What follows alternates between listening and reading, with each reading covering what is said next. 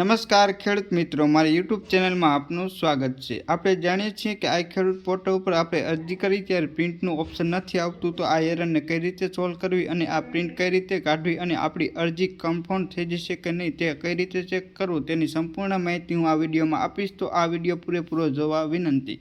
અને જો તમે મારી યુટ્યુબ ચેનલમાં નવા હોય તો મારી યુટ્યુબ ચેનલને સબસ્ક્રાઈબ કરી લેવા વિનંતી, જેથી આવી અવનવી અપડેટ તમને મળતી રહે।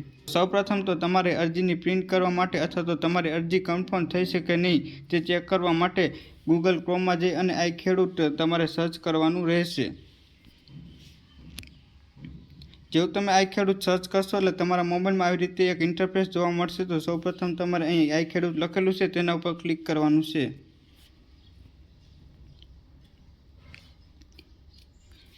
જેવું તેના ઉપર ક્લિક કરશો એટલે તમારા મોબાઈલમાં આવી રીતે ઇન્ટરફેસ જોવા મળશે। તો સૌપ્રથમ તો આપણને અહીં લોગિનનું ઓપ્શન જોવા મળશે, તેના ઉપર ક્લિક કરવાનું છે। જેવું જ આપણે લોગિનના ઓપ્શન ઉપર ક્લિક કરશું એટલે આપણને સૌપ્રથમ તો અહીં મોબાઈલ નંબર નાખવાનો ઓપ્શન આવી જશે અને અહીં પાસવર્ડ નાખવાનો ઓપ્શન આવી જશે। તો સૌપ્રથમ અહીં પહેલા ખાનામાં તમે જે પણ મોબાઈલ નંબર અરજી કરતી વખતે આપ્યો હોય તે મોબાઈલ નંબર આ ખાનામાં નાખી દેવાનો છે અને અહીં જો તમને પાસવર્ડ યાદ હોય તો પાસવર્ડ નાખી દેવાનો છે, અથવા તો તમે અહીં ઓટીપી ઉપર ક્લિક કરી અને તમારા મોબાઈલમાં ઓટીપી મેળવીને પણ લોગિન કરી શકશો। તો તમારે તમારો મોબાઈલ નંબર નાખી ઓટીપી નાખી અથવા તો પાસવર્ડ નાખી અને અહીં જે સરવાળો બાદબાકી જે આવતું હોય તે આ ખાનામાં નાખી અને અહીં લોગિન ઉપર ક્લિક કરી અને તમારી આઈડી લોગિન કરી લેવાની છે। જેવી જ તમે તમારા મોબાઈલમાં તમારી આઈડી લોગિન કરશો એટલે તમારા મોબાઈલમાં આવી રીતે ઇન્ટરફેસ જોવા મળશે। તો સૌપ્રથમ તો અહીં 3 લાઈન દર્શાવેલી છે તેના પર ક્લિક કરવાનું છે। જેવું 3 લાઈન ઉપર ક્લિક કરશો એટલે અહીં તમને અરજી નંબરનું બીજા નંબરનું એક અરજી લખેલું ઓપ્શન જોવા મળશે, તે ઓપ્શન તમારે ક્લિક કરી અને ખોલી લેવાનું છે।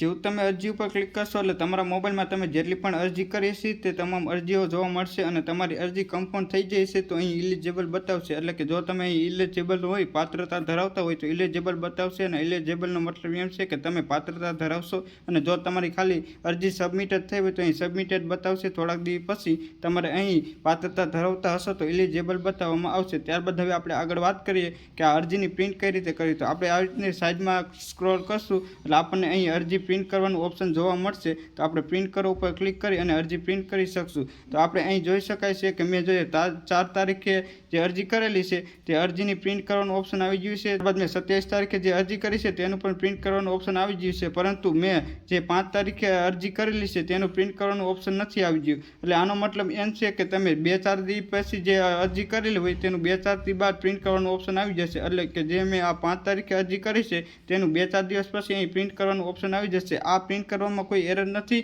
આ પ્રિન્ટ તમારે 2-4 દિવસમાં થઈ જશે। તો હું આશા રાખું છું કે તમને અમારો વિડીયો ગમ્યો હશે, અને જો તમને મારો વિડીયો ગમ્યો હોય તો મારી યુટ્યુબ ચેનલને સબસ્ક્રાઈબ કરી લો, જેથી આવી અવનવી અપડેટ તમને મળતી રહે। આભાર।